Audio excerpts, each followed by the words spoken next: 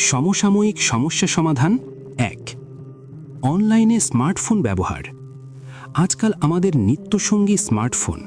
এর উপকারিতা যেমন আছে, ক্ষতির দিকগুলো উপেক্ষা করার উপায় নাই। কোনো ক্ষেত্রে তা ভয়ঙ্কর রকম অভিশাপ হয়ে দাঁড়ায়।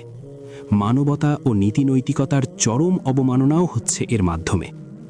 ধর্মীয় অনুশাসন যারা মেনে চলেন, তাদের জন্যে এ এক মহাপরীক্ষা।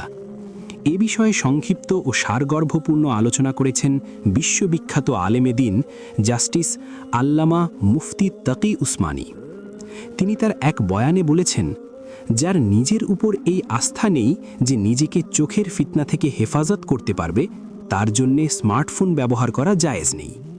যার নিজের উপর ভরসা হবে, সে ব্যবহার করবে এবং ভালো ভালো কাজ করবে। অবশ্য পদস্খলনের সংখ্যা সবসময়ই আছে। দৃষ্টি বিচ্যুত হওয়ার সম্ভাবনা থেকেই যায়। এমনও দেখা যায় যে আসলেই ভালো নামাজি, পরহেজগার লোক প্রথম কাতারে নামাজ পড়ে, কিন্তু নির্জনে যখন বসে আপন চক্ষুকে আল্লাহর অবাধ্যাচারণে ব্যবহার করে। কত বড় খেয়ানত, কত বড় নাফরমানি! তাই সাবধান। মাত্র অল্প কয়েকদিনের জীবন, কখন কার মৃত্যুর ডাক চলে আসবে আমরা কেউই জানি না। এরপরই আমাদেরকে দাঁড়াতে হবে মহান রবের সামনে, জবাব দিতে হবে প্রতিটি কর্মের, প্রতিটি দৃষ্টির। আল্লাহ তাআলা আমাদের সবাইকে তার মর্জি মোতাবেক চলার তৌফিক দান করুন। আমিন।